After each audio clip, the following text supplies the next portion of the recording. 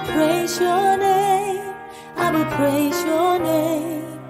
When times of need carry on, I will praise your name. I will praise your name.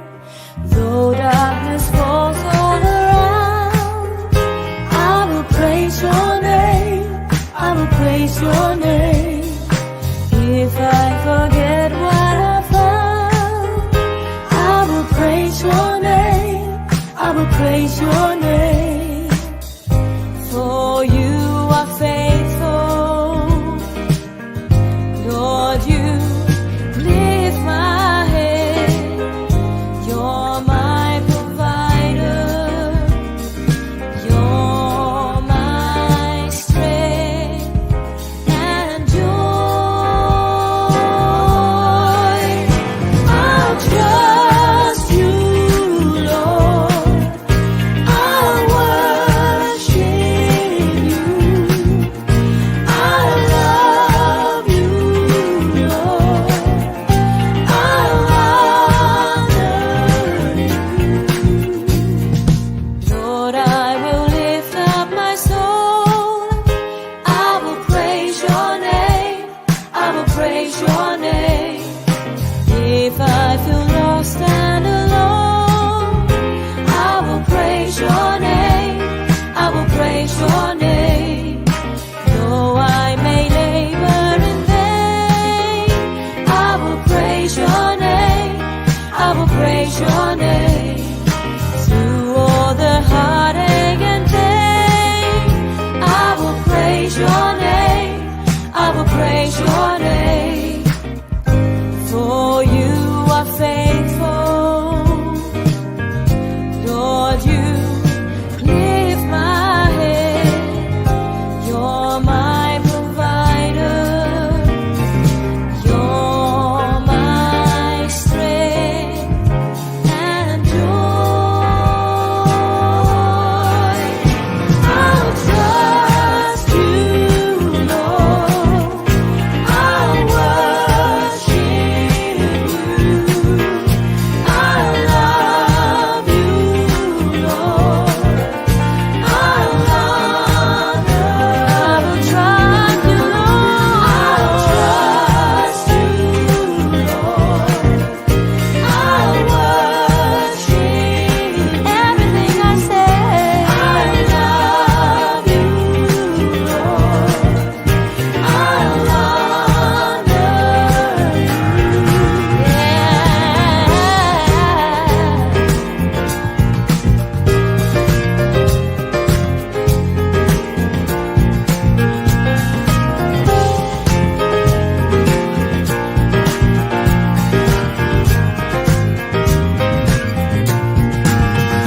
I'll trust, never let me go.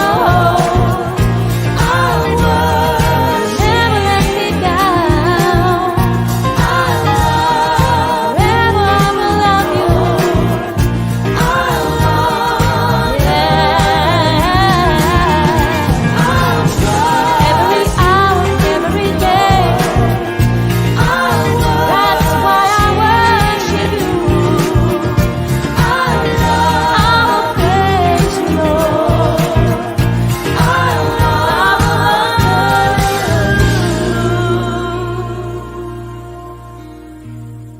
you. Lord, I will lift up my song. I will praise your name.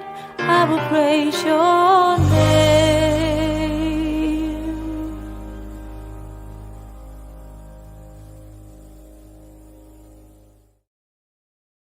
Hallelujah. Let Lord Jesus Christ shine forth. Good morning, good afternoon, good evening, wherever you are joining us.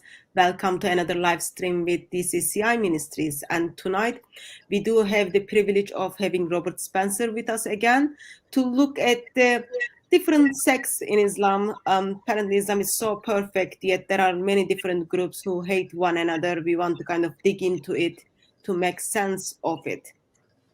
I'm hearing echo. Is that from my side? Don't know. Peace of Christ be with you, brother. How are you? Very good. How are you? By God's Thank grace, God. I'm good. Thank you.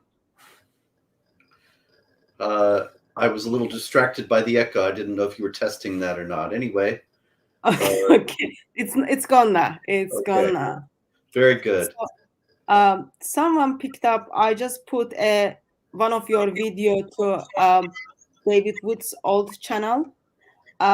Jihad this week, poet or possess. I'm just editing your poets and then I'm putting them up there. They are 30 seconds to 2 minutes. Um, we hopefully we will figure out if the author of the Quran is a poet or possessed or prophet. So some people are asking that 1 minute video is from last 4 weeks of poems of Robert Spencer from Jihad Watch. So I'm just putting them there for people who love poem. That will give also different introduction for Robert Spencer instead of like being hated and identified as Islamophobe. He's got some like other skills as well. Well, all right. In any case, I don't know what to say about the poetry, but they are very good. Yes, that I can tell you about. They are very, very good. I'm gonna ask you personal question, but I'm afraid of the answer. So I'll bring up the question. Hopefully, answer is no. Have you written new books since we spoke last? Well, since we spoke last week, wasn't it? 2 weeks ago, yeah. 2 weeks ago. No, I have not written a new book in the last 2 weeks. I do have a new book out, but it's not about any of these issues. And I have another book that's finished that will be out in November. I wish it wouldn't take that long, but I have no control over that. That's the publisher's decision. And that will be out. That's about a history of the Byzantine Empire. So that also, well, that's a little bit more related to Islam than my current book, because, of course, the Byzantines were fighting off the jihadis for 800 years. Yeah. So that's going to be ready in October? November 21st. November. Okay. I'm guessing you put lots of things about Ottomans in that book? Yes, it's not actually, strictly speaking, about them, obviously. It's about the empire that they defeated and supplanted. But there's a great deal about the Ottomans also in my book from 2018, The History of Jihad. And so also I wanted to take care not to repeat all that, but it's impossible to write about the Byzantine Empire without writing, unfortunately, a great deal about the Ottomans. And so they are very much a presence in it, especially as it gets toward the end. Well, I can't wait for it to come out so we can read it and use it. So thank you very much for all your contribution to the body of Christ on that. Thank you. And today I wanted to talk a little bit about, not talk, but actually hear from you and learn from you a little bit about Islam. How many different versions of Islam is out there? I am hearing there are many different versions, but also I am hearing from Dawa gangs there is only one Islam. It just doesn't make that much sense to me. I thought you might kind of come in and enlighten us a little bit. Well, those who say there's only one Islam, what they really mean is that their Islam is true and all the others are false. So they don't count the other ones. But there are hadiths in which Muhammad says that there will be 72 sects, I believe it is, and 71 will be wrong. And there'll be only one true version of Islam. But he doesn't actually say exactly how to find that. And that's why the sects continue, and even though they're not acknowledged in Islamic theology, and they all hate each other and consider each other to be heretics and apostates, consequently, they kill each other quite frequently. But the divisions never heal because they never can get beyond the idea that these are simply heretics and apostates who have to repent and rejoin the true fold. So can I just take you a little bit back to time of Muhammad so that I kind of put them in the chronological order? Even though Muhammad said there will be 72 sects and only one of them is true, in his time there was only kind of one version of Islam, and then suddenly from his death, we end up having many different versions. How did they came about? Well, all this is murky, of course, because Muhammad himself is fictional.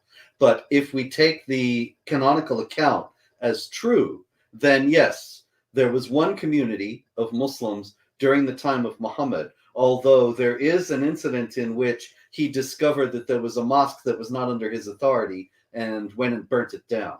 So he made sure there was only one sect of Islam at in his time. But the primary division among Muslims comes at the time of, during his lifetime, actually. The seeds of it were planted. And then those seeds come to fruition after his death, according to the canonical accounts. He, of course, had the child bride. And it is all because of his child bride, Aisha, that there is the Sunni Shiite division today. So why would child involve dividing Islam? So how did that happen? Like, you know the story about the famous incident in which Aisha, the child bride, at about age 11 or 12, was accused of adultery. Yeah, they left her behind. Exactly. The Muslims went on a caravan. They left. They stopped, and she went over the hill, and then the caravan left because she was in a howdah, is it called? It's one of those things you put on the back of a camel, and she's veiled, and they couldn't speak to her, so they didn't realize she wasn't in it. So they picked it back up, put it back on the back of the camel, and left. And then she comes back over the hill, and they're gone, and she's alone. So then comes the young, handsome Muslim warrior who was late, and he sees her in the desert and carries her back to the caravan. And of course, since they were alone, obviously they committed adultery, because any man and woman who are alone will always commit adultery. That's taken for granted in Islam. And so because of this, she was about to be stoned to death. And Muhammad, who was quite fond of her, was very upset. And that's where the division begins. Because Ali ibn Abi Talib, one of his earliest followers, one of his most fervent followers, said to Muhammad, "What are you so upset about? You can just get another woman." Aisha heard him say that. She never forgave him. And so when Muhammad died, the followers of Ali said Muhammad appointed Ali his successor. But there was always resistance, and that resistance was to a great degree led by Aisha, because she hated Ali, because he said he should just let her go and be stoned to death and get another woman. So Abu Bakr is chosen instead of Ali. Abu Bakr dies. Umar is chosen instead of Ali. Umar dies. Uthman is chosen instead of Ali. Ali is chosen after Uthman dies. And then Aisha goes to Muawiyah and gets him to lead a rebellion against Ali. She would never accept that he was the caliph. And so they fought in the Battle of the Camel in 658. And Ali won and magnanimously did not have her killed, because she was, after all, a wife of Muhammad, the mother of the believers, and she was called, and so on. And so he didn't have her killed. And so she continued to scheme against him. Can I ask a clarification question? Certainly. So you are telling me, according to Islamic tradition, Aisha, mother of the believers, are fighting against the Caliph of Islam, who is also the son-in-law of Muhammad. Is that correct? That's right. So two Muslim groups are fighting with one another, and there are lots of bloody bloods around there. Yeah, this is the fitna war, the first fitna, the disturbance in the Islamic community. There were the wars of apostasy, the Ridda wars in the 630s, when Muhammad died, and a lot of the Muslims said, "Oh, Muhammad's dead, then Islam is over, we're not Muslims anymore." And Abu Bakr went to war to bring them back forcibly into the fold of Islam. Then after that, there was the fitna, which was essentially the civil war in the 650s between the followers of Ali, the Shiite Ali, the party of Ali, and the followers of Aisha. And so that is the seeds of the Sunni Shiite division. The followers of Aisha are the ones who became the Sunnis, and the Shiite Ali are obviously the Shia. The split came when Muawiyah supplanted Ali. Ali was assassinated, as were several of the other rightly guided caliphs. The Khalifa Rashidun, the first four caliphs of Islam after Muhammad. Then Muawiyah becomes the caliph. He's the first non-rightly guided caliph. He's not rightly guided. He's wrongly guided, apparently. And Muawiyah continues as caliph, but there is a group that considers that he's illegitimate and that Ali's son Hussein is the real caliph. In 680, Yazid, the son of Muawiyah, fights Hussein in the Battle of Karbala and defeats him, and the Sunni Shiite split is solidified. After that, the Shiites went their own way, and they had their imams, who were the leaders of the community. There were 12 imams up to the year 874, when the 12th imam, who was 5 years old at the time, disappeared. Probably the Sunnis killed him, but they say that he was spirited away by Allah. He will come back at the end of the world and kill all the Sunnis, and Shiite Islam will triumph. Meanwhile, Shiite Islam is about 90% of the Muslims worldwide, and it's the lineage of the caliphs who were supported by Aisha. And then, of course, after the abolition of the caliphate, then the Sunni states continue in that tradition. So we've got kind of people who side with Muhammad's child bride Aisha, today identified as Sunnis. People who sided with Muhammad's son-in-law Ali, they are identified as Shias. Correct? Yeah, that's right. There was always a group. Every time there was a caliph who died, there was always a group, the party of Ali, that wanted Ali to take over. But he kept being passed over because of Aisha, because Aisha would make sure he would be passed over. So when you say when the caliphs died, Abu Bakr died, like he just died. Umar and Uthman, were they killed or they just got ill and died? I believe was that their death was peaceful or out of violence? No, they were murdered, and they were murdered by supporters of other groups within the Islamic community. And so 3 of the 4 rightly guided caliphs met violent deaths. So I just find it difficult to understand why would, if Muhammad is the best example to humanity, and if he's the kind of, according to tradition, is the source of Islam, why would members of his household would hate one another so much in the point of murdering one another as well as murdering its followers? That's an excellent question. And it goes to the heart of what Islam really is all about, that it is a religion of hatred and violence and war at its heart. And that's why the people who are considered to be the closest to the Prophet, just like if you're closest to a fire in a fireplace, you're going to be the warmest in the room. They are the most violent and intemperate people of all. And they're filled with hatred because this is what he taught. Yeah. And so even now, even today, there are numerous examples of how much the Sunni and the Shia hate each other. And there's a very funny clip. I expect you've seen it. A video clip at Memory, the Middle East Media Research Institute, of a cooking show, a Shiite cooking show, and the Sunnis keep calling in. No, I'm sorry. It's a Sunni cooking show, and the Shia keep calling in and making fun of Sunni Islam.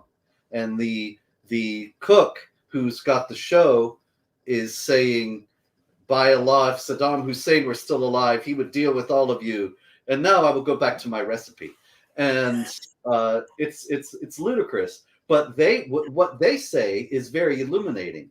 The prank callers, because they say things like, why don't you mix in the breast milk of Aisha into the recipe? And they are mocking Aisha because they hate Aisha, even though she is the mother of the believers, the Mu'minin. She is the wife of the favorite wife of Muhammad. Because they're Shia, they hate her, and they think that she is the enemy of Islam, essentially. You are giving me ideas to make a cooking Shias and Sunnis recipe. Can we find, beloved? Can we find that video?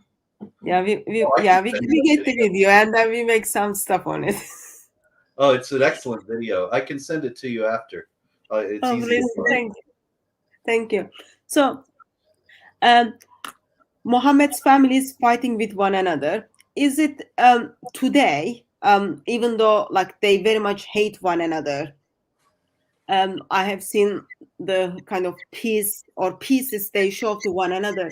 Do they have only leadership differences, or they disagree on the biography of Muhammad as well? They disagree on the life of Muhammad. I don't know that they, offhand, I can't think of them disagreeing on the life of Muhammad, except for the leadership difference. That the Shia insists that Muhammad appointed Ali to be his successor. And those hadiths are in the Sunni hadith collections that are, and they're very clear. Muhammad appointing Ali to be his successor. But the Sunnis, of course, have various explanations that mitigate their force. But it's on the basis of those hadiths that they say that Ali is the rightful successor of Muhammad. Sunni hadith is different from the Shia hadith. Sunnis and Shias differ regarding the customs of Muhammad, correct? Yeah, to some degree. For example, the Shia build tombs of the saints and they have prayers there, and the Sunni hadith say have Muhammad forbidding that. So that is one difference in the practice of Islam that is in their core texts. You won't find Muhammad forbidding that in the Shia hadith. But the Shia hadith and the Sunni hadith are actually very similar in content. They're not similar in form. And I always have a hard time finding the Shia hadith that corresponds to various Sunni hadith. The Sunni hadith are easy to find because they are well indexed in the books, and there are searchable texts online and so on. But the Shia hadith, it's almost all the same material, but organized in a different way. Well, if Shias are encouraging Sunnis to use Aisha's breast milk, I guess there are more disturbing things in Shia sources which needs our attention. There are a lot of disturbing things in Shia sources. The Shia are extraordinary. I find them quite fascinating in so many ways. And of course, probably the most prominent Shiite of the last century is the Ayatollah Khomeini, the founder of the Islamic Republic of Iran, who was, of course, a marja himself, the highest authority in Shiite Islam. And the imams, he was even called the Imam Khomeini, which is an extraordinary title for him to have had. In Sunni Islam, there are all kinds of imams all over the place. The local prayer leader, the one who leads the prayer in the mosque, is the imam. But in Shiite Islam, the imam is the title of the successor of Muhammad. And he has something of the prophetic spirit of Muhammad. And he is infallible.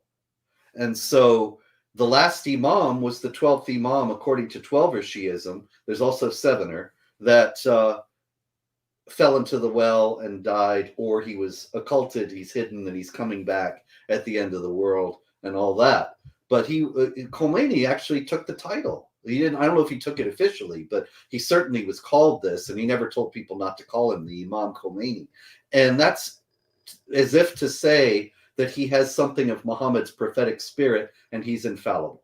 And he wrote very, very matter-of-factly about bestiality and all manner of absolutely revolting practices, and said they were completely acceptable in Islam, in Shiite Islam. Yeah. One of them is like well known, like muta marriage is being practiced by Shiites.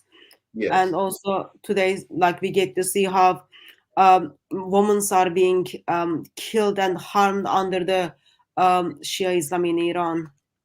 That's happening big part of the world. Marriage is based on chapter 4, verse 24, I believe it is. I'm going from memory, so correct me if I'm wrong. That's it, 424. Yeah. Shia say that when it says, when you make, I don't have it in front of me, but it's something like, you say something, you make an agreement with the wife and you carry out the terms of the agreement. And so that on that basis, the Shia say that's the basis for a temporary marriage, that you can do this. Say we're getting married for an hour or a weekend or whatever. And the Sunnis, of course, have hadith where Muhammad abolishes this. But that's one thing that's not in the Shia hadith. It's considered to be still current. So Shias believe some of the Sunni hadiths are corrupted. Sunnis believe some of the Shia hadiths are corrupted. Shias believe they are the only true Islam. Sunnis believe they are the only true Islam. And the way they love one another is chopping each other's head off. Yes. We'll see if they're the only true Islam. Then the others are heretics and apostates who must be killed, because Allah promises they will suffer both in this world and in the next. And so they have to be crucified, or their hands or feet cut off on opposite sides, or the other punishments that are in chapter 5, verse 33 of the Quran. And so they apply that to one another. Usually it's been historically Sunnis persecuting Shia, but that's only because there are more Sunnis. If Shia are ever have the upper hand, then they persecute Sunnis, as in the Islamic Republic of Iran.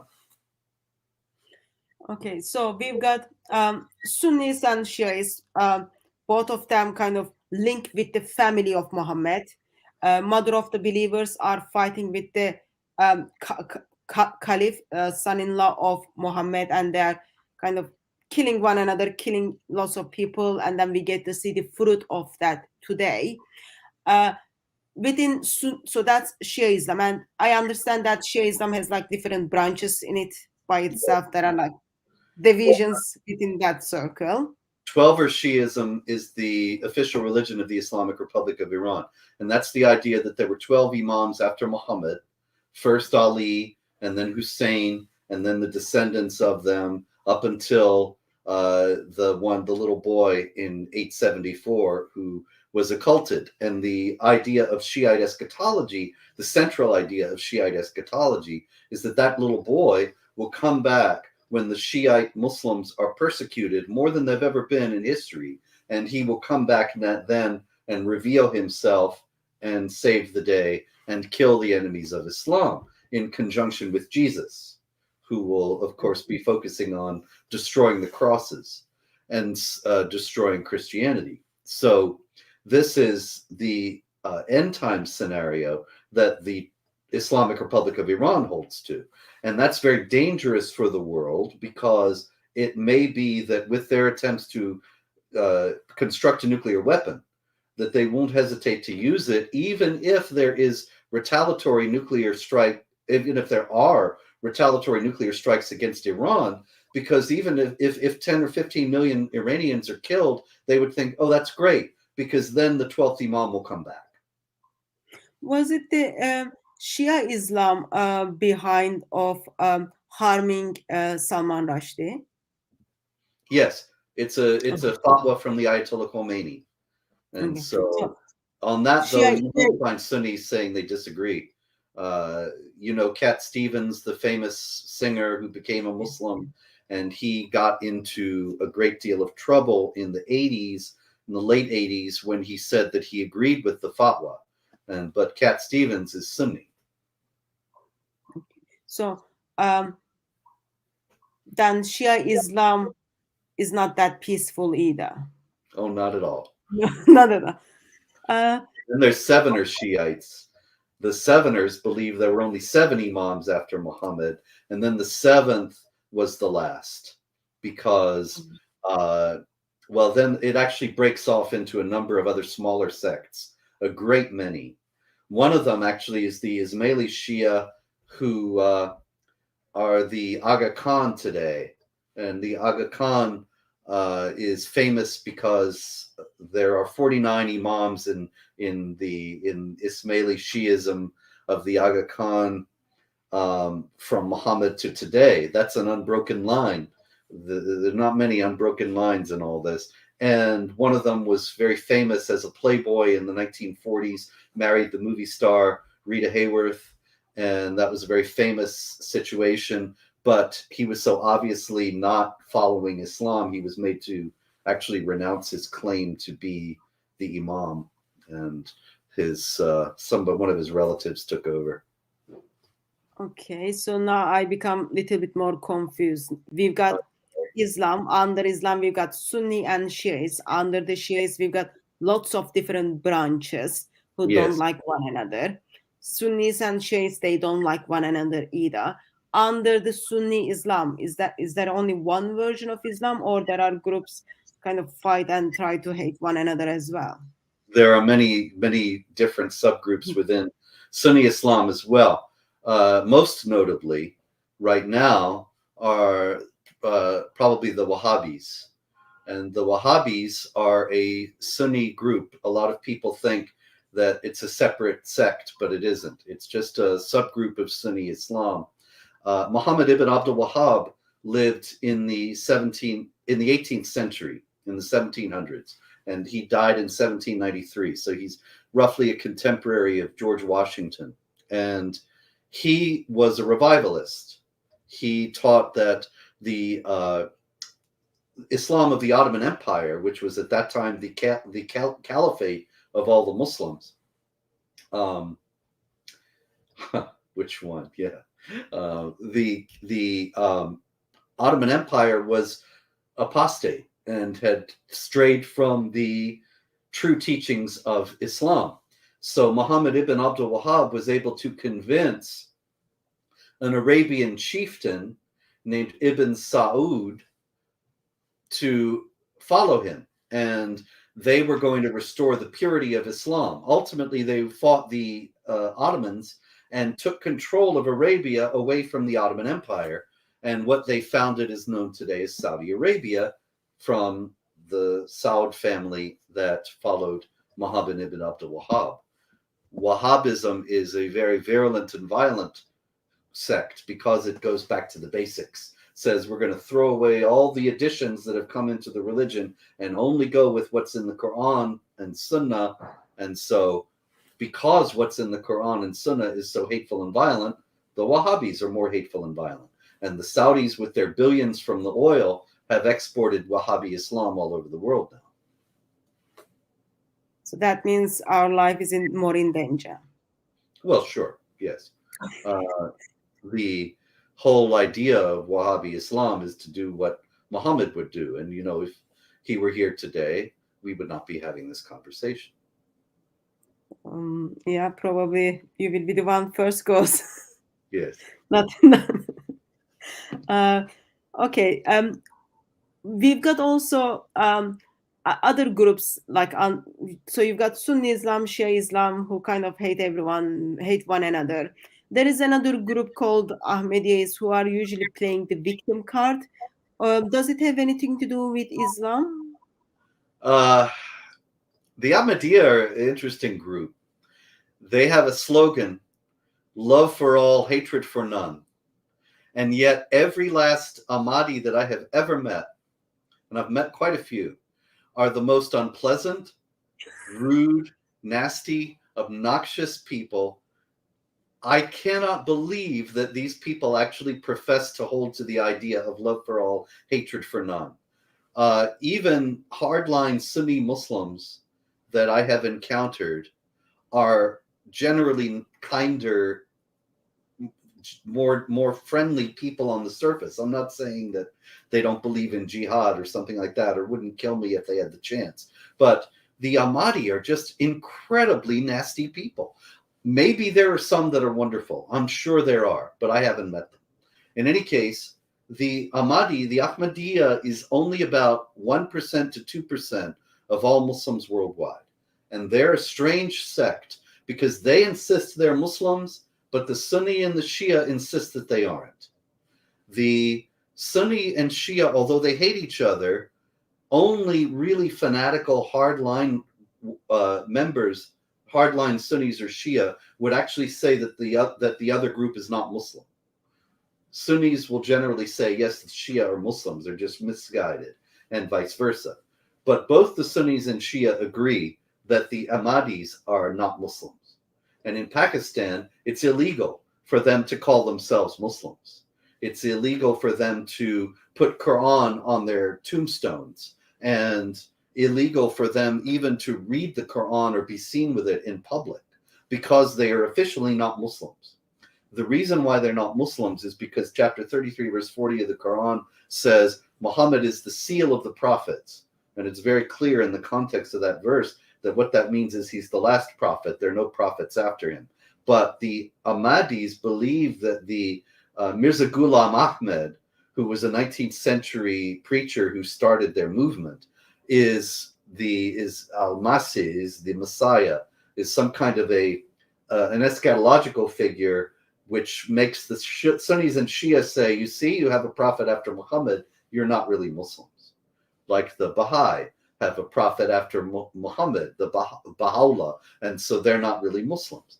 And so the Ahmadi say they're Muslims, the Sunnis and Shias say they aren't. They persecute them quite violently in Pakistan as well as in Indonesia. But then the Ahmadi spokesmen come to America and they side with the Sunni Muslim Brotherhood and all their oppressors. It's very strange. You've done extensive studies on Islam. You've written books. You've done lots of engagements. What do you think Islamic definition for someone to identify themselves as a Muslim? Well, the Islamic identification is if you say Shahada, you're a Muslim. So other things doesn't matter if you kind of if you identify imams as perfect, they are infallible. If you identify as another messenger or another prophet came after Muhammad, those things are not meta according to Islamic teachings. Well, see, it's a little bit of a gray area, because the average Muslim, if you asked him, if we went out onto the street right now and stopped the first 5 Muslims, probably here there wouldn't be 5 Muslims on the street, but I know there would be where you are, and they would, and ask them what makes a Muslim, they would say the Shahada. There's no God but Allah, Muhammad is his prophet, and you're a Muslim. But then if you start asking them, well, if these people believe that Ali was the caliph after Muhammad and the rightly guided caliphs are usurpers, excuse me, usurpers and counterfeits, then they would say, oh, they're not Muslims, or they would say they're misguided. Or if you say, or what if somebody says the Shahada, but he believes Mirza Ghulam Ahmad is the Messiah, then, well, no, he obviously isn't a Muslim, and so on. And so while they make the statement, then they'll end up taking it back in 100 ways, depending on what sect they belong to. Okay. So you talked about Shia Islam, you talked about Sunni Islam, you talked about Ahmadis, and then you expressed while Ahmadis are being persecuted by Muslims in Pakistan and countries like Indonesia, yet they are willing to go to bed with Sunni Muslims in the state and even in the in United Kingdom. So they are quite okay with that. Is it correct that Ahmadiyya Muslims cannot go to Mecca? Yes, they're not Muslims. Okay, so like you and I can't go to Mecca, they can't go to Mecca unless they can feel that they are Ahmadi Muslims, and just go on the basis of, I mean, I think it would be probably fairly easy for an Ahmadi Muslim to pass as a Sunni and go to Mecca without any trouble. How many do that, I wouldn't venture to guess. Okay. And so where does the Sufi Islam steps in? There is another kind of group called Sufi Muslims, and they've got like all about another love and peaceful Islam version until you dig into the history and then see how violent they are. But where do Sufi Islam steps in these different groups of Islam? Sufi Islam is not actually another sect either, like the Wahhabis. It's a way of practicing Islam that both Sunnis and Shia could do. And consequently, there are many, many people who are both Sunnis and Shia who are influenced to varying degrees by Sufism. There are also some Sufis who will say, at least in my own experience, that they're not Muslims, that they're Sufis but not Muslims, and insist that Sufism is something that can be practiced by anyone. But I see somebody in the comments saying Suf is wool, which is where the word comes from, that they would wrap themselves in these woolen cloaks, and they're woolly thinkers. Yes, that's absolutely true, because a lot of people in the West are fooled by the Sufis. They think that the Sufis are the peaceful, loving, hippy-dippy, everybody is in the group, Muslims, and they're an example of how Islam can be peaceful, and that Islam is not only the violence of the Wahhabis and the others, but it's also the peaceful Sufis. The problem is, when you look at the peaceful Sufis, the more you look at them, the less peaceful they become. The Sufis do not renounce the idea of violent jihad. They do spiritualize a great deal of the Quran. When they read the Quran, they tend to see in Sufi exegesis a great deal more that is symbolic. They read a lot of the passages as parables that the Sunni and Shia do not read as parables. They have a mystical side. I mean, that's what they're all about, really, is a mystical union with Allah. And consequently, that's why people think that they're peaceful. But they never reject violent jihad. And this is the deception that is at the heart of what they're doing, because a lot of people in the West are attracted to them, people on spiritual searches and things like that, because they like the mysticism and they don't realize the import of what they're getting into. But the Sufis were a tremendous influence, for example, on Hassan al-Banna, the founder of the Muslim Brotherhood. And he prescribed Sufi spiritual exercises for the early brothers. The Muslim brothers were dedicated to waging violent jihad to restore the caliphate after the caliphate was abolished by the secular Turks in 1924. And yet Hassan al-Banna never thought that the Sufi exercises were incompatible with the violence that the Brotherhood was dedicated to pursuing. The Quran and the sword was part of their motto, to restore the caliphate. The Sufis were the leaders of the Chechen jihad against Russia from the 19th century up until the middle of the 20th century, when the Wahhabis flooded into the area and took the whole thing over. But the idea that the Sufis are peaceful is belied by both their theology and history. Even Al-Ghazali, the great philosopher who was the founding figure of the Sufi movement, speaks about killing the philosophers because they're heretics, speaks about waging jihad against those who are fighting against Islam. He's very clear about these things, and the Sufis take what he says very seriously. We do have very big group of Sufi community in Turkey, and until I looked into Islam, because like before I start engaging with Muslims, in my mind, like they were all peaceful, lovely, just circulating around the music, and then it was all lovely, beautiful, until I figured out like how actually full violence they are. But it's very easy to be deceived by Sufi Muslims today, because they give the image that we are very peaceful. It's all about spiritual fight. Yes. And they, in the West, in the United States, at least, they take on the attitudes and the appearance of people who are, of the 60s hippies and the people who are supposedly on spiritual searches. So a lot of people think, oh, they're harmless. They're just people with their heads in the clouds looking for God, and that's all. And so they're not taken seriously. But they're no different from the other groups in terms of their theology. Okay. So we need to watch out for them as well, since they follow the same book. Yes. Okay, so we've got Sunnis, we've got Shiites, we've got Ahmadis, we've got Sufis. Is there any other group under the Sunnis? We've got lots of groups. Where does Taliban or Muslim Brotherhood goes under these groups? They are like under the Sunnis. Yeah, Taliban is a Sunni group, and Taliban comes out of the Deobandi school, which is in India. And the Dar Ulum Deoband is a theological school, very powerful and influential in India, that is similar to but distinct from the Wahhabis. So Deobandi Islam is a hardline kind of Sufism, a hardline kind of Sunnism, like Wahhabi Islam, but it is not another sect. And the Deobandis are the Deobandi perspective is what informs the Taliban's view of what Islam is all about.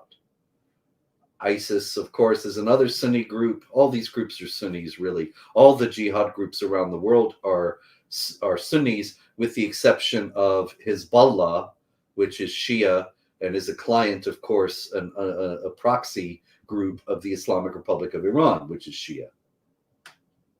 So what is the difference between these many different Sunni groups?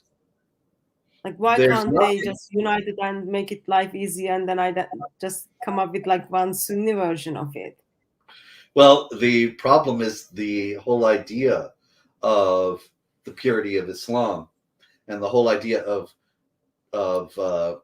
declaring other Muslims to be heretics or apostates. So you pronounce takfir against another group of Muslims and they're not Muslims, then you can't really come to some agreement with them.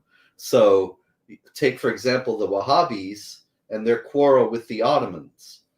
The quarrel was over the Ottomans not being Islamic enough and not following the theology that they professed to hold and not applying it in a thoroughgoing enough manner. And so the Wahhabis thought that they were lax to the degree that they had to be supplanted. But it isn't as if the Ottomans had a different version of Islam, that they actually disagreed on a theoretical level with the Wahhabis. If you asked any Ottoman cleric, he would have said, well, of course, that's exactly what Islam is all about. And so then why are you warring against the Wahhabis and not just adopting their perspective? Because, of course, the Ottomans didn't want to relinquish power to this other group. And the Ottoman clerics would not have wanted to be supplanted by this group of fanatics coming out of the desert. The differences in Islam, though, negligible. So recently, we've got this group in Turkey and also a very similar group in Syria. We don't identify them Muslim, but they identify themselves as Muslims, called Alevites. Yes. Where do they, like, who they are? Where do they fit? They come out of Shiite Islam. Okay. And so do the Alawites, which is a similar name but a distinct group. That is the group that Bashar Assad belongs to in Syria. The Alawites are about 12% of Syria, but they have the political power. And both of these, the Alevi in Turkey and the Alawites in Syria, the Alevi in Turkey and Syria and the Alawites in Syria, they are essentially syncretistic groups that take elements of Islam, elements of Christianity, elements of probably other religions or other religious traditions in that area, and they make a new whole out of it. They're generally very secretive, so that very few people know what the specific theology is of Alawism or Alevism. But if it comes down to needing help from outside, they will go to the Shia.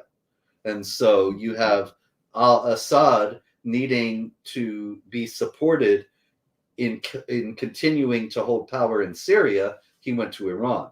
because he knew that the Iranians would look favorably upon the Alawites as fellow Shia, even though they're hardly hardline 12 or Shia by any means. And but the 12 or Shia clerics actually gave the Assads a certification of the orthodoxy of the Alawites as legitimate Shiite Muslims, and that was able to prevent them from being overthrown and killed by Sunnis who were rallying support by saying these people aren't even Muslims; they should not be ruling over us.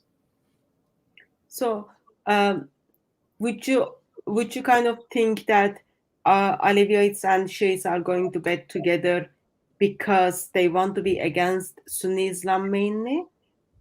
Well, it is a certain enemy of my enemy is my friend situation, but also Alevi and Alawite Islam or Alevi and Alawitism come out of Shiite Islam. Shiite Islam has an extraordinary proliferation of sects. I mentioned before the Seveners. The Seveners they came about because the seventh Imam said, "This son of mine is going to be my successor." But then he died before the Imam died. That's a good idea. Maybe I should. And when he died, some of the followers of this group, they thought, well, the infallible Imam said he was the successor. And so the dead son's children, the grandsons of the Imam who said that he will be his successor, he's the Imam now, the grandson. Whereas others said, well, he died, and so his brother is the new Imam. And so you see there was a split there. And then those groups go off and they split even further. And it gets to be extraordinarily complicated. And you end up with very small groups. But many of these groups still exist. Shiite Islam is an extraordinary proliferation of things. And Alevi and Alawite Islam ultimately come out of it. So there's a certain kinship that they have with the dominant Shiite group, which rules Iran. Did I forget any other group? You've got Quran-only Muslims. Would you kind of put them in any sects, or you just like ignore them, lost? Yeah, Quran-only Muslims, I think, are just trying to fool Westerners into complacency, because Islamic apologists in the West are very embarrassed by the Hadith. And that's altogether understandable. The Hadith are very embarrassing. And so Quran-only Muslims try to fool the Christian apologists and other people that they're arguing with by saying, oh, we don't accept any of the Hadith. We accept Quran only. And they think that solves all their problems, as if Quran were a book of peace. But Quran is completely, in the first place, incoherent without the Sunnah, without the Hadith. It doesn't make any sense, because if the Hadith supply the asbab an-nuzul for all these Quranic passages, the circumstances of revelation. If you don't have the circumstances of revelation, then you have these clipped, elliptical, opaque statements that nobody's going to be able to make any sense of. And so, in the first place, Quran-only Islam makes no sense. In the second place, it's not a sect that has any following, any significant following among Muslims. It's like the tiny Shiite sects that I was talking about a minute ago. It's only for Western consumption, so as to confuse people who don't know very much about Islam, and maybe they read about Aisha being 6 years old and 9 years old and all that, and they come and say to a Muslim, what do you say to this? And he says, oh, we don't believe any of that. We only believe the Quran. Oh, I see. And it fools people. And so many in the West are so eager to be fooled. There were some Quran-only Muslims in Turkey. Sadly, they had to run for their life because they're not very much welcomed. There you go. I was reminded another group or another sect in Islam, Nation of Islam in America. Oh, yeah. Well, most of the Muslims in the world would say they're not Muslims. However, the nation says they're Muslims.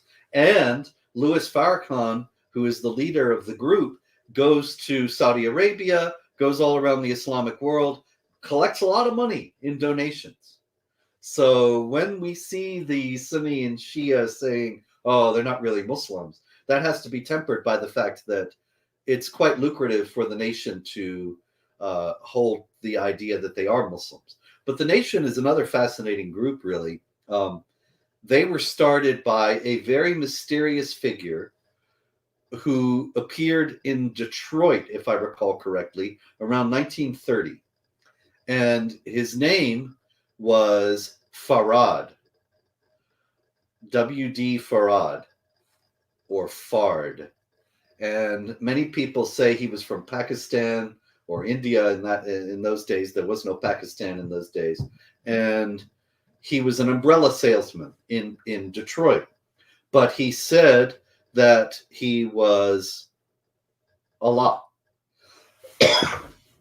And he got a following of people who believed this ridiculous mythology that he concocted that said that the black men were the race created by Allah, and that white people were created on the island of Madagascar by an evil doctor, Dr. Yaqub, who was trying to foil the plans of Allah. And so he created this intrinsically evil race with white skin. And all the prophets and Jesus and everybody, they're all black. And so it's this movement of race hatred that calls itself Islamic and takes some ideas from Islam, but mixes them with all this race nonsense and this crazy mythology. W.D. Farad disappeared after a few years, but his principal follower was Elijah Muhammad, who was an American, a black American who converted to the Nation of Islam. And then Louis Farrakhan was a follower of Elijah Muhammad. Malcolm X, of course, is the most famous exponent of this group, although they assassinated him when he became an Orthodox Sunni Muslim. He didn't know he wasn't a Muslim, and he wanted to make the Hajj. So he went to Mecca, and the Saudis wouldn't let him proceed. And they gave him a test to see if he was a Muslim. And he failed because he didn't know about real Islam or Sunni Islam. So they told him, you're not really a Muslim. And he responded by becoming a Muslim, a Sunni Muslim. Whereupon he made the Hajj, returned to America, and started to preach against the nation and against the racist hatred that the nation was all about. And that's when they killed him. Wow, very peaceful. Do you know what kind of questions they asked him regarding if he's Muslim or not? I believe, yeah, I've seen that. There are some of them in the book, The Autobiography of Malcolm X. Okay. It's been many years, though. I believe, it's just who's Muhammad? Is Muhammad the last prophet, and so on, things like that. Because somebody coming out of the nation without knowing might say that W.D. Farad was the last prophet, and then he's not a Muslim. Yeah. So we've been live just under an hour, almost an hour, and you have given me many different groups in Islam, and then you kind of unpacked for me how peaceful they are towards one another as well as towards the world. But in your opening statement, you kind of expressed, according to Muhammad, there are 72 sects, only one of them is correct. So you've got all those sects. What do you think, which one is more close to Islamic paradise or in the right path? Which You've one's done right? lots of studies, you've been teaching, so any of them are like getting there, or it's all messed up? I don't think that any group can say for sure that it's the one that's right, because they all have their various cases. I think the Shiites might actually have the best case because of the hadith about Ali being the successor. On the other hand, the Sunnis do have their explanations for that and wave it all away. And then, of course, the whole Sunnah is fabricated.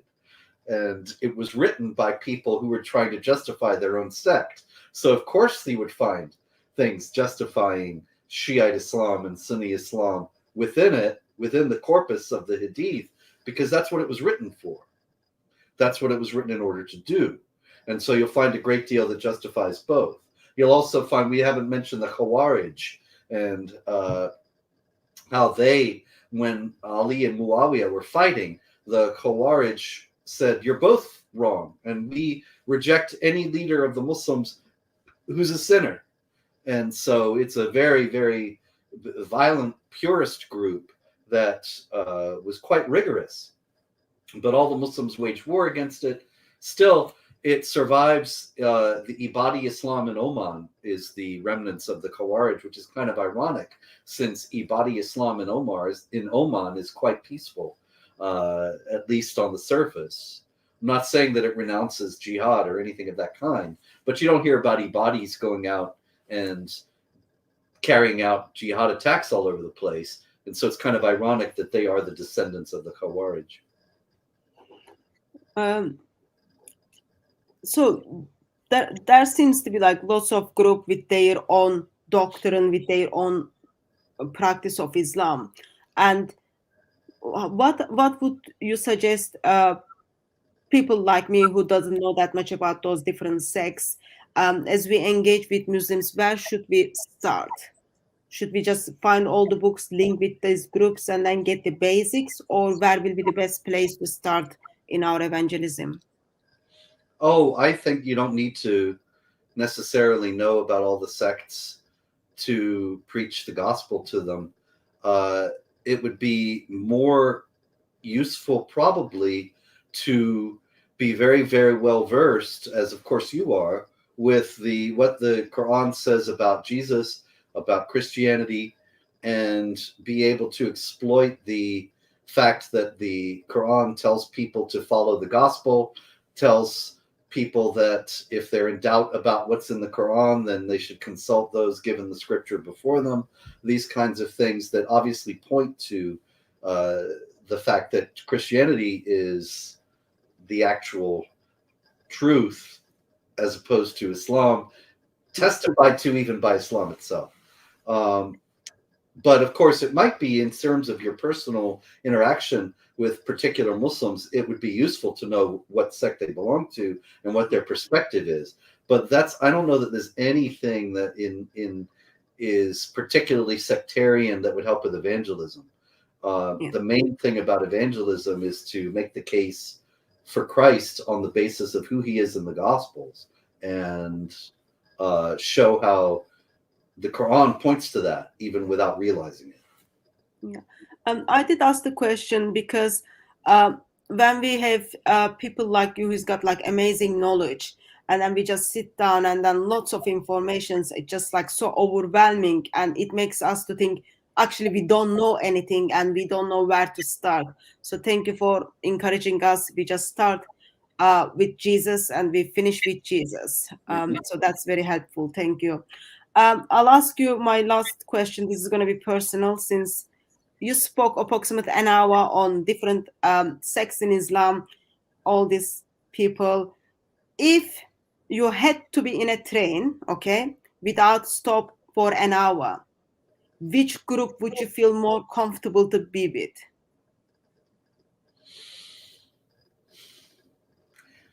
I hate to say it, but because what I said before, because, well, anyway, I'd probably the Ahmadis, because they likely would not kill me. I would probably be able to get out at the end of the ride.